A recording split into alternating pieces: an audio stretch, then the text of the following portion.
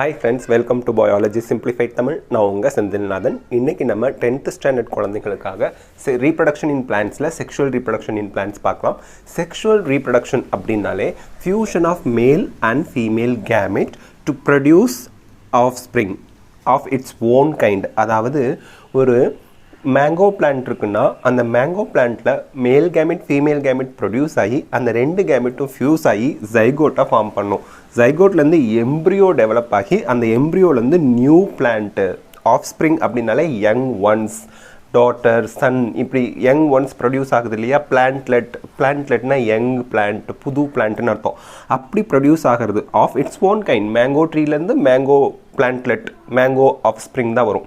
ரைஸ்னால் rice offspring தான் வரும். அந்த மாதிரி அவங்கள மாதிரியே இருக்கக்கூடிய நியூ ஆஃப்ஸ்ப்ரிங்கை ப்ரொடியூஸ் பண்ணுற ப்ராசஸ்க்கு பேர் தான் செக்ஷுவல் ரீப்ரொடக்ஷன். மேல் கேமிட்டை ப்ரொடியூஸ் பண்ணுறதுக்கு மேல் செக்ஸ் ஆர்கன் வேணும், ஃபீமேல் கேமிட்டை ப்ரொடியூஸ் பண்ணுறதுக்கு ஃபீமேல் செக்ஸ் ஆர்கன் வேணும். அதுக்கான ரெஸ்பெக்டிவ் ஆர்கன்ஸ் இருக்கும் பிளான்ஸில். அதெல்லாம் தான் நம்ம இப்போ டீட்டெயில்டாக பார்க்க போகிறோம். இப்போது ரீப்ரொடக்டிவ் ஆர்கன் ஒன்று இருக்கும். இப்போது female sex organ male sex ஆர்கனில் எங்கே இருக்கும்? ரீப்ரொடக்டிவ் ஆர்கனில் இருக்கும். பிளான்ட்ல ரீப்ரொடக்டிவ் ஆர்கன் யார்? ரீப்ரொடக்ஷனுக்குன்னு இருக்கக்கூடிய ஆர்கன் யார்? Flower. What is flower question கேட்பாங்க. இது 2 மார்க்கில் கேட்டாங்கன்னா அழகாக ஆன்சர் பண்ணிடலாம். It is a modified shoot with limited growth to carry reproduction. ரீப்ரொடக்ஷனை கேரி பண்ணுறதுக்காக இருக்கக்கூடிய மாடிஃபைட் ஷூட் வித் லிமிட்டட் க்ரோத்துங்கிறாங்க. இப்போது இதுக்கு நம்ம மீனிங் நல்லா தெரிஞ்சுக்கணும். இது என்ன சார் மாடிஃபைட் ஷூட்? மாடிஃபைட்னா என்ன? தோற்றத்தில் மாறுபாடு அடைஞ்சிருக்கு. பாருங்கள், ஒரு ஸ்டெம் அப்படிங்கிறத நம்ம என்ன சொல்லுவோம்னா ஸ்டெம்மு ரூட்டு லீவ்ஸ் எல்லாம் இருக்குது. லீஃபு ரூட் இதுலேருந்து ஸ்டெம் எப்படி வேறுபட்டிருக்கு? ஒரே ஒரு விஷயம்தான், நோட்ஸ் அண்ட் இன்டர்நோட்ஸ். கரும்பில் இது தெளிவாக தெரியும். எல்லா பிளான்ட்லேயுமே ஸ்டெம்மில் நோட்ஸ் அண்ட் இன்டர்நோட்ஸ் இருக்குது. இப்போ கரும்பில் வந்து வளையமாக இருக்குது பார்த்தீங்களா, அந்த வளையம் வந்து நோடு. 2 வளையத்துக்கு இடையில பிளாக் கலரில் நம்ம கட்டிச்சு திங்கிறோம்ல, அந்த இடம் வந்து இன்டர்நோடு. இந்த நோட்ஸ் அண்ட் இன்டர்நோட்ஸ் இருந்தால் தான் ஸ்டெம். இப்போது பெரிய பெரிய பிளான்ட்டு மரம்லாம் இருக்குது, அங்கே எனக்கு தெரியலையே சார் அப்படின்னு கேட்கலாம். எங்கெல்லாம் லீஃப் இருக்கோ அது நோடு, எங்கெல்லாம் பிரான்ச் இருக்கோ அது நோடு, எங்கெல்லாம் ஃப்ளவர் ஒட்டிக்கிட்டு இருக்கோ அது நோடு. ஸோ நோடல் ரீஜன்லேருந்து தான் லீஃப் வரும், நோடல் ரீஜன்லேருந்து தான் பிரான்ச் வரும், நோடல் ரீஜன்லேருந்து தான் ஃப்ளவர் இந்த மாதிரி வரும். ஓகே, இப்போது ஃப்ளவரை ஏன் மாடிஃபைட் ஷூட்னு சொல்கிறாங்க? ஷூட்னா ஸ்டெம். இது நம்ம நல்லா ஞாபகம் வச்சுக்கணும். ஏன் மாடிஃபைட் ஷூட் அப்படின்னு சொல்கிறாங்கன்னா, இங்கே பாருங்கள், ஒரு ஸ்டெம்னு இருந்தால் அதில் நோட்ஸ் இருக்குது.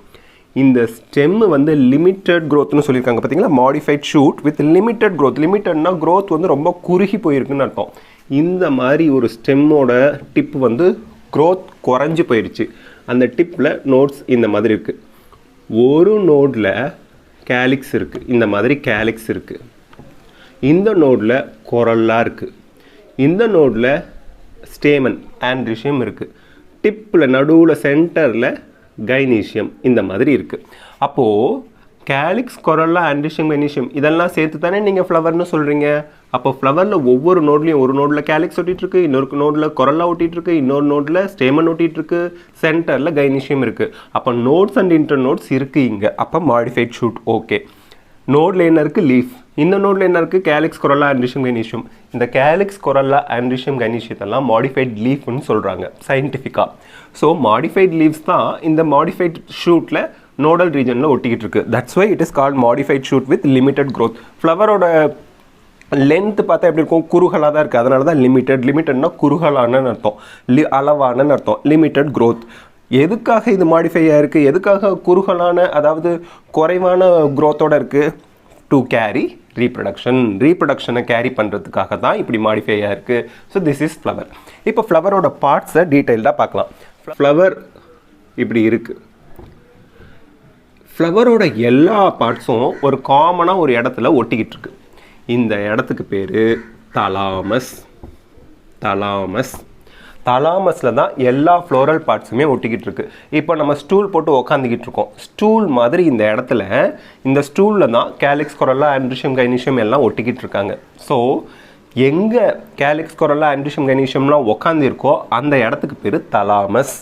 ஓகே, இந்த தலாமஸில் இருந்து இப்படி இது கேலிக்ஸ், இது கொரல்லா, இது ஆண்ட்ரிஷியம்.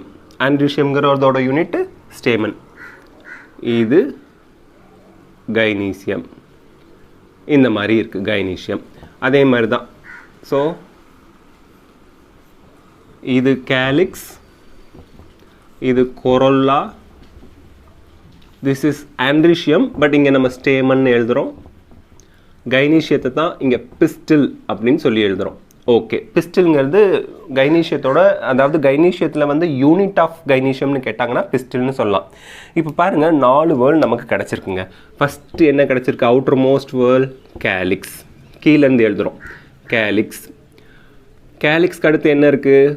கொரோல்லா. கொரோல்லாவுக்கு அடுத்து என்ன இருக்குது? ஸ்டேமன். இங்கே வந்து நம்ம ஆண்ட்ரீஷியம் அப்படின்னு எழுதிக்கிறோம். ஆண்ட்ரீஷியம் மேல் ரீப்ரடக்டிவ் வேர்ல். அதுக்கடுத்து என்ன இருக்குது?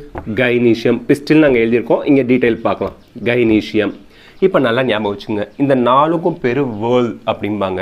Whirl, 4 whorls of a typical flower. ஒரு டிப்பிக்கல் பைசெக்ஷுவல் ஃப்ளவரில் 4 வேர்ல்ஸ் இருக்கும். இது இல்லாமலேயும் இருக்கலாம், அதனால தான் இங்கே டிப்பிக்கல் ஃப்ளவர்னு கொடுத்துட்டாங்க. இதில் ஏதாவது ஒரு வேர்ல் இல்லாமல் கூட இருக்கலாம். பட் ஒரு நார்மலாக இப்போ செம்பருத்தி பூவெல்லாம் எடுத்து பார்த்தீங்கன்னா இந்த 4 வேர்ல் இருக்கும். ஓகே, இப்போது வேர்ல்னா என்ன அப்படிங்கிறத நீங்கள் முதல்ல தெரிஞ்சுக்கணும். வேர்ல்ங்கிற வேர்டுக்கு இங்கிலீஷில் லேயர்னு சொல்லலாம், தமிழில் அடுக்கு, அடுக்குன்னு சொல்லலாம். இப்போ அடுக்குமாடி குடியிருப்பு கேள்விப்பட்டிருப்பீங்க. First floor, second floor, third floor அப்படின்னு இருக்கும். இப்போ கிரவுண்ட் ஃப்ளோர் கீழே இருக்குது, அதுக்கு மேலே ஃபர்ஸ்ட் ஃப்ளோர் இருக்குது, அதுக்கு மேலே செகண்ட் ஃப்ளோர் இருக்குது, அதுக்கு மேலே தேர்ட் ஃப்ளோர் இருக்குது. அதே மீனிங் தான் இங்கே. கிரவுண்ட் ஃப்ளோர் வந்து கேலிக்ஸ், ஃபர்ஸ்ட் ஃப்ளோர் வந்து கொரோல்லா, செகண்ட் ஃப்ளோர் வந்து ஆண்ட்ரீஷியம், தேர்ட் ஃப்ளோர் வந்து கைனீஷியம் மேலே இருக்கிறது. ஓகேயா? அந்த மாதிரி லேயர் லேயர் லேயராக அடுக்கு அடுக்கு அடுக்காக இருக்கிறதுனால அதை சயின்டிஃபிக்காக வேர்ல், WHORL வேர்ல் அப்படின்னு சொல்கிறோம். வேர்ல்ஸ். இப்போ வேர்ல்க்கு மீனிங் உங்களுக்கு புரிஞ்சிருக்கும். ஓகே, இப்போ கேலிக்ஸோட யூனிட் யார் அப்படின்னா செப்பல்.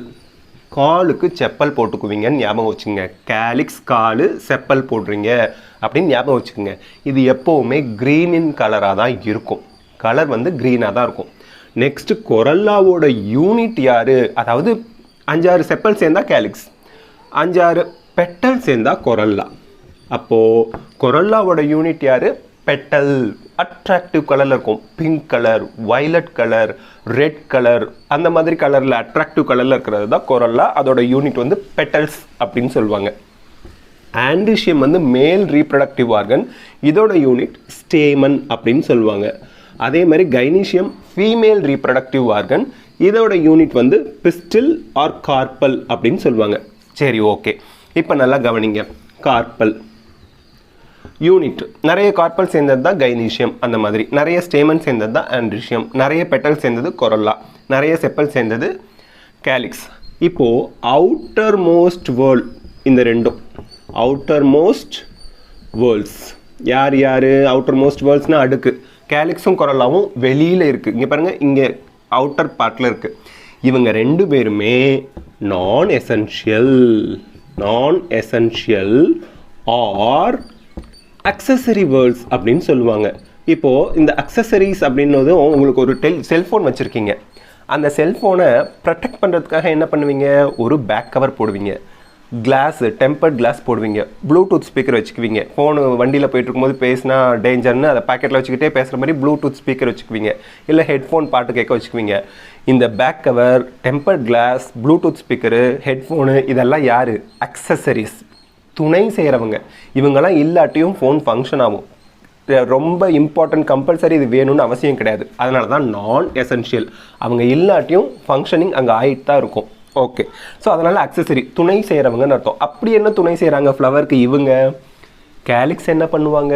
ப்ரொடெக்ஷன், ஃப்ளவருக்கு ப்ரொடெக்ஷன் கொடுப்பாங்க. பட் கண்டிஷனில் மொட்டாக இருக்கும்போது உள்ளே இருக்கிறத பாதுகாக்கிறது இந்த வெளியில் இருக்க கேலிக்ஸ் தான். க்ரீன் கலரில் அப்படியே பிடிச்சிட்டு இருக்கும், லீஃப் மாதிரி இருக்கும். கொரோல்லாங்கிறது இன்செக்ட் எல்லாம் அட்ராக்ட் பண்ணுவாங்க. நம்ம சொன்னோம் இல்லையா, pink colour, violet colour, rose கலர்லலாம் இருக்கும்னு. அப்போ அழகாக இன்செக்ட் என்ன பண்ணும்? வந்து அட்ராக்ட் பண்ணும். இன்செக்ட் வந்து அங்கே உட்காந்துட்டு இன்னொரு ஃப்ளவரில் உட்காரும்போது பாலினேஷன், கிராஸ் பாலினேஷனுக்கு ஹெல்ப் பண்ணும். நெக்ஸ்ட் ஆண்ட்ரீஷியம், அதை நம்ம பார்க்குறோம். ஸோ அந்த கேலிக்ஸும் கொரோல்லாவும் அக்சசரி வேர்ல்ட்ஸ்னு சொல்கிறாங்க. டைரெக்டாக இவங்க வந்து ரீப்ரொடக்ஷனில் இன்வால்வ் ஆகலை, இன்டைரக்டாக ஹெல்ப் பண்ணுறாங்க. டைரெக்டாக ஹெல்ப் பண்ணாததுனால தான் நான் எசென்ஷியல் ஆர் அக்சசரி வேர்ல்ட்ஸ்னு சொல்கிறாங்க. நெக்ஸ்ட் ஆண்ட்ரீஷியமும் கைனீஷியமும் செல்ஃபோன் மாதிரி.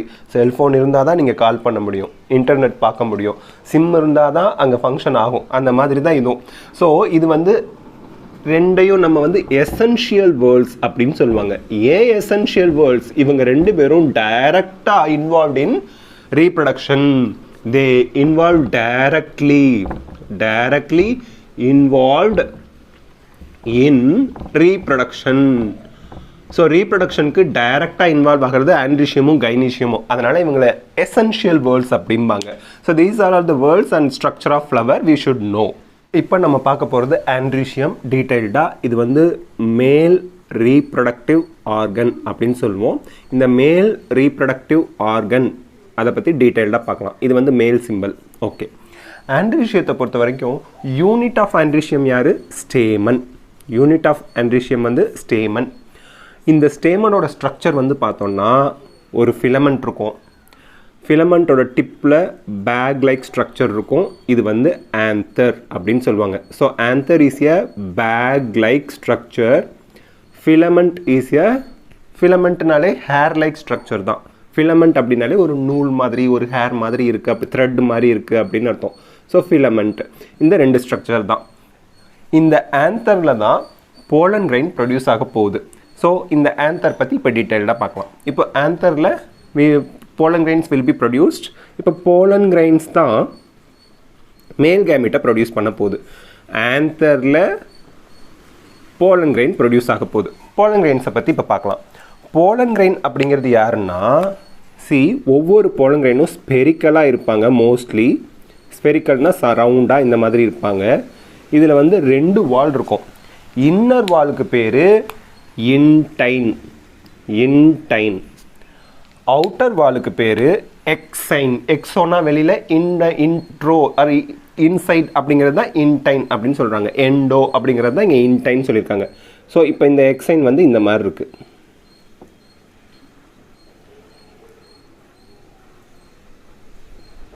இந்த மாதிரி எக்ஸைன்ஸ் இருக்குது. இந்த எக்ஸைன் வந்து பார்த்திங்கன்னா அங்கங்கே இல்லாமல் இருக்குது. கண்டினியூஸ் லேயர் இல்லை. எக்ஸைன் வந்து நான் கண்டினியூஸ் லேயர். கண்டினியூஸாக இல்லாமல் இருக்கிறது எக்ஸைன். கண்டினியூஸாக இல்லாமல் இருக்கு இல்லையா, இந்த இடத்துக்கு பேர் அப்பர்ச்சர் அப்படிம்பாங்க. ஏன் இது அப்பர்ச்சருங்கிறாங்க? ஒரு ஸ்மால் ஹோல் லைக் ஸ்ட்ரக்சர், ஒரு ஓட்டம் மாதிரி இருக்குது. இதை தான் நம்ம ஜெர்ம் போர் அப்படின்னு சொல்லுவோம். எதுக்காக இந்த ஜெர்ம் போர் இருக்குங்க சார் அப்படின்னா, இந்த எக்ஸைன் வந்து பார்த்திங்கன்னா ரொம்ப ஸ்ட்ராங்கஸ்ட் சப்ஸ்டன்ஸ் ஸ்போரோபொலினால் ஆனது. இந்த ஸ்போரோபொலினை பிரேக் பண்ணிக்கிட்டு போலன் கிரைன் வளர்றதுங்கிறது முடியாது. அதனால தான் இந்த மாதிரி அப்பர்ச்சரோட இந்த எக்ஸைன் அவுட்டர் வால் இருக்குது. இந்த அப்பர்ச்சர் வழியாக இன்டைன் எக்ஸ்டெண்ட் ஆகி இந்த மாதிரி போலன் டியூபை ஃபார்ம் பண்ணும். போலன் டியூப்பில் தான் நமக்கு வந்து கேமிட், மேல் கேமிட்ஸ் எல்லாம் அப்படியே மூவ் பண்ணி போகும். ஓகே, இப்போது இன்டைன் இருக்குது. இந்த போலன் கிரைனுக்குள்ளே வந்து பார்த்திங்கன்னா வேக்யூல்ஸ் இருக்கும், அதுக்கப்புறம் நியூக்ளியஸ் இதெல்லாம் இருக்கும். ஓகே, போலன் கிரைன் டெவலப் ஆனதுக்கப்புறம் நல்லா டெவலப் ஆயிடுச்சு. இப்போ போலன் கிரைன் மெச்சூர்டு போலன் கிரைனில் நம்ம வந்து பார்த்தோம்னா 2 செல்ஸ் இருக்கும். அது என்ன 2 செல்ஸ் அப்படின்னா, ஒன்று வந்து large vegetative cell. This is vegetative cell அப்படின்னு சொல்லுவாங்க, லார்ஜ் வெஜிடேட்டிவ் செல். இன்னொன்று வந்து பார்த்திங்கன்னா ஸ்மால் ஜெனரேட்டிவ் செல். இந்த ஸ்மால் ஜெனரேட்டிவ் செல் தான் மேல் கேமிட்ஸ். ஒவ்வொரு ஜெனரேட்டிவ் செல்லும் 2 மேல் கேமிட்ஸை கொடுக்கும். நமக்கு 2 மேல் கேமிட்ஸை கொடுக்கும். எப்படி? மைட்டாட்டிக் செல் டிவிஷன் நடந்து, மைட்டாசிஸ் நடந்து ஜெனரேட்டிவ் செல் 2 மேல் கேமிட்டை கொடுக்கும். வெஜிடேட்டிவ் செல்லோட ஃபங்க்ஷன் என்ன? வெஜிடேட்டிவ் செல் தான் இந்த போலன் டியூபை ஃபார்ம் பண்ணுறதுக்கு வெஜிடேட்டிவ் செல் ஹெல்ப் பண்ணும். போலன் கிரைன்ஸ் வந்து ஆந்தரில் ஃபார்ம் ஆகும்னு சொன்னோம் இல்லையா, அது எந்த இடம்னு கேட்டாங்கன்னா இது கொஸ்டினில் கேட்பாங்க. போலன் சாக் அப்படின்னு சொல்லுவோம். சாக்னா பேக் லைக் ஸ்ட்ரக்சர்னு அர்த்தம். போலன் சாக்கில் போலன் கிரைன் ஃபார்ம் ஆகிடுது. போலன் கிரைன் இந்த மாதிரி எக்ஸைன் அண்ட் இன்டைன் 2 வாலோட இருக்குது. எக்ஸைன் வந்து டிஸ்கண்டினியூஸ், அதில் அப்பர்ச்சர் ஸ்மால் போர்ஸ் இருக்கும். அது வழியாக தான் போலன் டியூப் ஃபார்ம் ஆகிறதுக்காக. இன்டைன்கிறது கண்டினியூஸ் லேயர். இன்டைன் எதனால் ஆனது அப்படின்னா செல்லுலோஸ், இது கொஸ்டினில் கேட்கலாம். And pectin. இந்த செல்லுலோஸும் பெக்டினும் நார்மலான செல்வால் மெட்டீரியல் தான். இப்போ செவர் இருக்குது. செவர் எதனால் ஆனது? சிமெண்ட்டு, மண்ணெல்லாம் கலந்து போட்டிருக்காங்கங்கிறாங்கல்ல, அந்த மாதிரி இந்த இன்டைன் வந்து செல்லுலோஸ் பெக்டினால் ஆனது. எக்ஸைன் வந்து ஸ்போரோபொலினின் அப்படிங்கிற ஒரு ஸ்ட்ரக்சர்னால் ஆனது, அந்த கெமிக்கல்னால் ஆனது. ஸோ இப்போ வெஜிடேட்டிவ் செல், ஜெனரேட்டிவ் செல்ஸ்னு மெச்சூர் ஆகி வருது. இந்த ஜெனரேட்டிவ் செல் மைட்டாட்டிக் டிவிஷன் நடந்து 2 மேல் கேமிட்ஸை ப்ரொடியூஸ் பண்ணுது. அப்போ ஒவ்வொரு போலன் கிரைன்லையும் 2 மேல் கேமிட் ப்ரொடியூஸ் ஆகுங்கிறத இந்த இடத்துல நம்ம ஞாபகம் வச்சுக்கணும். நெக்ஸ்ட் நம்ம வந்து கைனீஷியம் பார்க்கலாம். இப்போ நம்ம பார்க்க போகிறது கைனீஷியம். கைனீஷியத்தை ஃபீமேல் ரீப்ரொடக்டிவ் பார்ட் அப்படின்னு சொல்லுவாங்க. Female reproductive part or organ அப்படின்னு சொல்லுவோம். இந்த ஃபீமேல் ரீப்ரடக்டிவ், இந்த ஃபீமேலோட சிம்பிள், ஃபீமேல் ரீப்ரடக்டிவ் பார்ட்டோட யூனிட் யாருன்னா பிஸ்டில் ஆர் கார்பல் அப்படின்னு சொல்கிறோம். இந்த பிஸ்டிலில் 3 பார்ட் இருக்குங்க. இங்கே பார்த்தீங்கன்னா தெரியும், இந்த மாதிரி ஒரு ஸ்ட்ரக்சர். இதை வந்து நம்ம பல்ஜா பேஸில் அடியில் ஒரு பல்ஜா வீங்கி போன மாதிரி ஒரு ஸ்ட்ரக்சர் இருக்கா, அதை ஓவரின்னு சொல்லுவோம். ஓவரிக்குள்ளே தான் ஓவியூல் இந்த மாதிரி இருக்குது. So this is ovule. Ovule is present inside the ovary. Next இந்த டிப்பில் இருக்கு இல்லையா, இந்த ஸ்ட்ரக்சர் வந்து ஸ்டிக்மா. இந்த ஸ்டிக்மா வந்து ஒரு பிளாட்ஃபார்ம் மாதிரி செயல்படும். பிளாட்ஃபார்ம்னா என்ன, யாரையாவது ரிசீவ் பண்ணி அங்கே நம்ம போய் நிற்கிறோம் இல்லையா, அதுதான். இந்த பிளாட்ஃபார்ம் எதுக்கு ஹெல்ப் பண்ணுது, போலன் கிரெயினை ரிசீவ் பண்ணுறதுக்கு ஹெல்ப் பண்ணுது. மேல் ரீப்ரடக்டிவ் ஆர்கன் ஆண்ட்ரிஷியத்துலேருந்து வரக்கூடிய போலன் கிரெயினை ரிசீவ் பண்ணுற இடம் தான் இந்த ஸ்டிக்மா. ஸ்டிக்மாவையும் ஓவரியும் கனெக்ட் பண்ணுறது ஸ்டைல். அப்போது pistil is consists of ovary, style and stigma.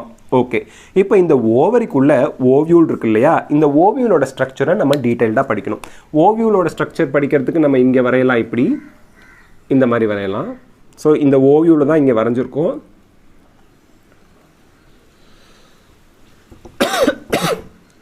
Sorry,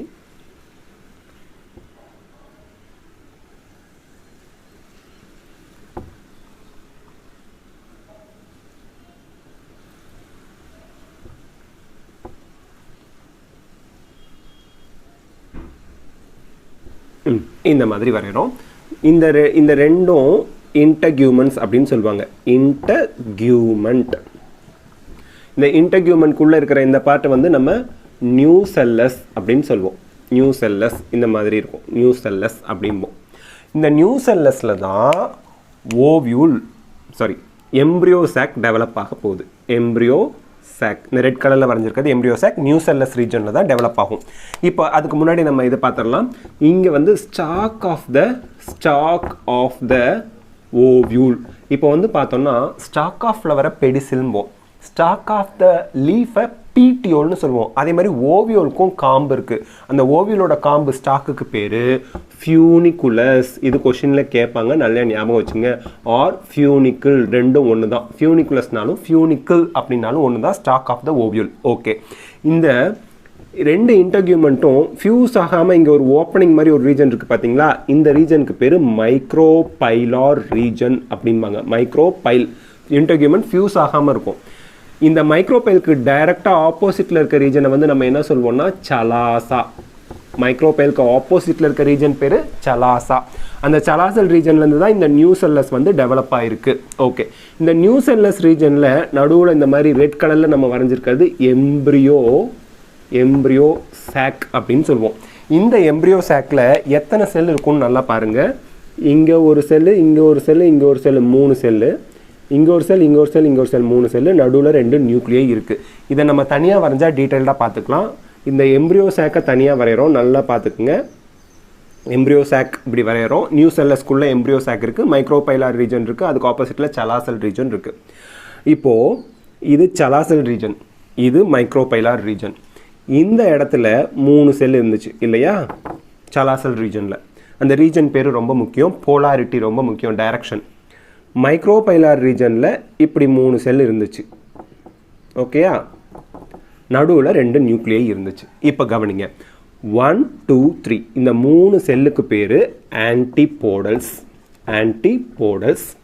இங்கே 3 இருக்கு இல்லையா, இதில் சென்ட்ரலில் இருக்கக்கூடிய பெரிய செல்லுக்கு பேர், நடுவில் இருக்க பெரிய செல்லுக்கு பேர் எக் செல். இந்த எக் செல்லுக்கு 2 சைட்லையும் இருக்கு இல்லையா, அந்த 2 செல்லுக்கு பேர் சினர்ஜிட்ஸ். இந்த சினர்ஜிட்ஸ் எக் செல் ரெண்டையும் சேர்த்து நம்ம எக் அப்பேரட்டஸ் அப்படின்னு சொல்லுவோம். ஓகே, நடுவில் 2 நியூக்ளியை இருக்கு இல்லையா, 1 2, இதை வந்து போலார் நியூக்ளியை அப்படிம்போம். ஓகே, ஸோ இப்போ வந்து பார்த்தீங்கன்னா நம்பர் ஆஃப் செல் எவ்வளோ, நம்பர் ஆஃப் நியூக்ளியஸ் எவ்வளோ அப்படின்னு கொஷினில் கேட்பாங்க. ஒரு எம்ப்ரியோ சாக்கில் எத்தனை நியூக்ளியை எத்தனை செல் இருக்குன்னு கேட்பாங்க, நல்லா ஞாபகம் வச்சுங்க. நியூக்ளியஸை முதல்ல கவுண்ட் பண்ணலாம். 1 2 3 4 5 6 7 8 நியூக்ளியை இருக்குது, நல்லா ஞாபகம் வச்சுக்கோங்க.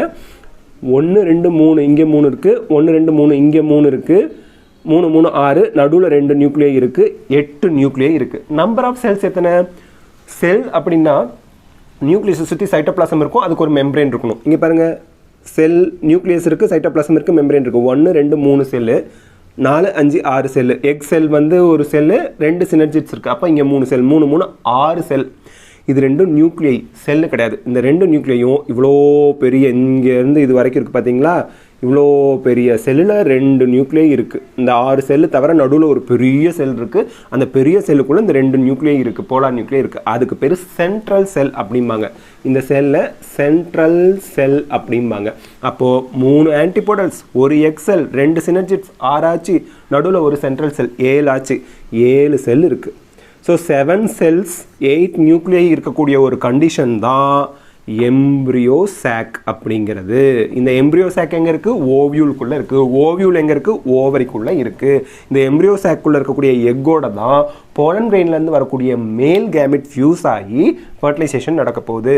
ஸோ இதோட நம்ம வந்து செக்ஷுவல் ரீப்ரொடக்ஷன் இன் பிளான்ட்ஸில் structure of male and female reproductive organ இதெல்லாம் நம்ம கம்ப்ளீட் பண்ணுறோம். அடுத்து நம்ம பாலினேஷன், ஃபர்டிலைசேஷன் டீட்டெயில்டாக பார்க்கலாம். தேங்க்யூ. இந்த வீடியோ உங்களுக்கு பிடிச்சிருந்தா லைக் பண்ணுங்கள். 10th படிக்கிற அத்தனை குழந்தைங்களுக்கும் இந்த வீடியோவை ஷேர் பண்ணுங்கள், கமெண்ட் பண்ணுங்கள். பயாலஜி சிம்பிளிஃபைட் தமிழுக்கு சப்ஸ்கிரைப் பண்ணுங்கள்.